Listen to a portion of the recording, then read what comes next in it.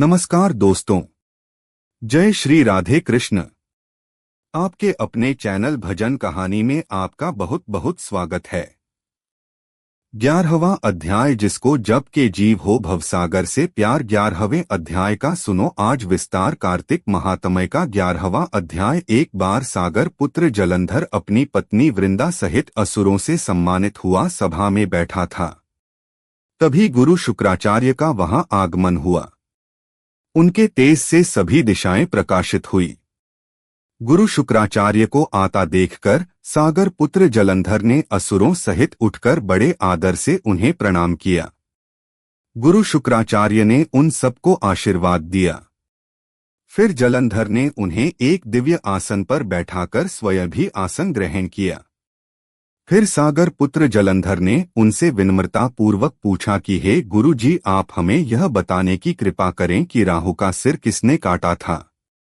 इस पर दैत्य गुरु शुक्राचार्य ने व्योचन पुत्र हिरण्यकश्यप और उसके धर्मात्मा पुत्र का परिचय देकर देवताओं और असुरों द्वारा समुद्र मंथन की कथा संक्षेप में सुनाते हुए बताया कि जब समुद्र से अमृत निकला तब उस समय देवू बनाकर राहु भी पीने बैठ गया।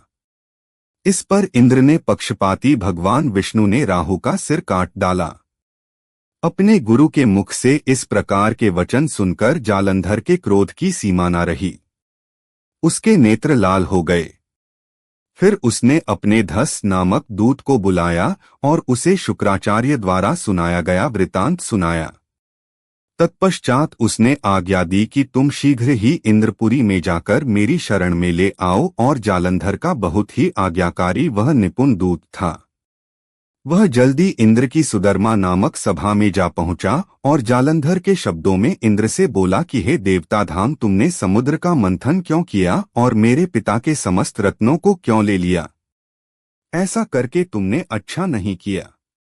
यदि तू अपना भला चाहता है तो इन सब रत्नों व देवताओं सहित मेरी शरण में आ, अन्यथा मैं तेरे राज्य का ध्वंस कर दूंगा।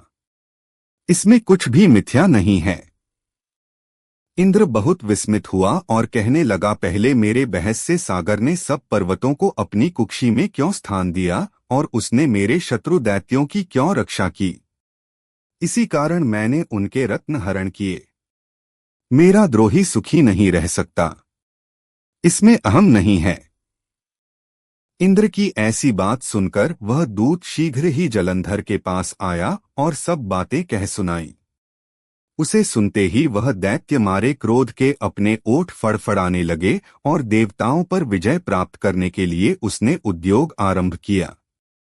फिर तो सब दिशाओं और पाताल से करोड़ों करोड़ों दैत्य उसके पास आने लगे। शुभ निशुभ आदि करोड़ों सेनापतियों के साथ जलंधर इंद्र से युद्ध करने लगा। शीघ्र ही इंद्र के नंदन वन में उसने अपनी सेना उतार दी। वीरों की शंख ध्वनि और गर्जना से इंद्रपुरी गूंज उठी। अमरावती छोड़ देवता उसे युद्ध करने चले।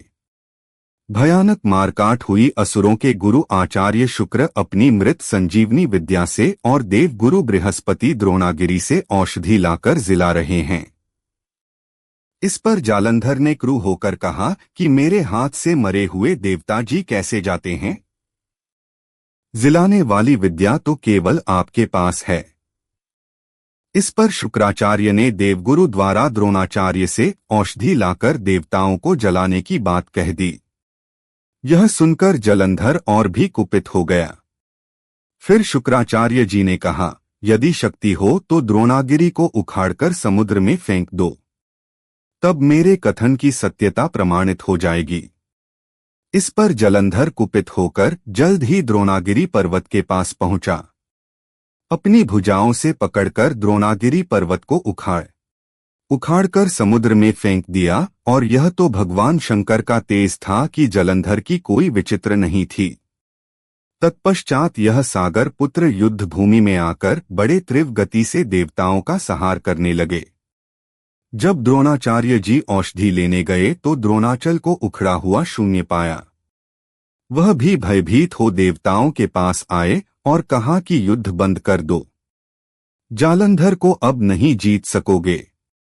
पहले इंद्र ने शिव जी का मान किया था, यह सुन देवता युद्ध में विजय की आशा त्याग कर इधर उधर भाग गए और सिंधु सूत निर्भय होम अमरावती में घुस गया। इधर इंद्र आदि सभी देवताओं ने गुफाओं में शरण ली। ओम नमो भगवते वासुदेवाय नमः।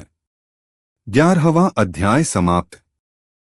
और अब आप सुनेंगे तुलसी महारानी की आरती। तुलसी महारानी नमो नमो हरि की पटरानी नमो नमो। तुलसी महारानी नमो नमो हरि की पटरानी नमो नमो। धन्य तुलसी पूर्ण तप कीनो धन्य तुलसी पूर्ण तप कीनो। शालिग्राम की बनी पटरानी नमो नमो। तुलसी महारानी नमो नमो हरि की पटरानी नमो नमो। जाके पत्र मंजरी कोमल जाके पत्र मंजरी कोमल। श्रीपति कमल चरण लपटानी नमो नमो हरि की पटरानी नमो नमो। तुलसी महारानी नमो नमो। धूप दीप नैवेद्य आरती धूप दीप नैवेद्य आरती। पुष्पन की बरसा बरसानी नमो नमो हरि की पटरानी नमो नमो नमो। तुलसी महारानी नमो नमो। 56 भोग 36 व्यंजन 56 भोग 36 व्यंजन बिन तुलसी हरि एक नमानी नमो नमो। तुलसी महारानी नमो नमो हरि की पटरानी नमो नमो। सभी सखी मैया तेरो यश गावे सभी सखी मैया तेरो यश गावे। भक्ति दान दीजिए महारानी नमो नमो। तुलसी महारानी नमो नमो हरि की पटरानी नमो नमो नमो नमो। तुलसी महारानी नमो नमो। तुलसी महारानी नमो नमो हरि की पटरा रानी नमो नमो। तुलसी महारानी नमो नमो हरि के पट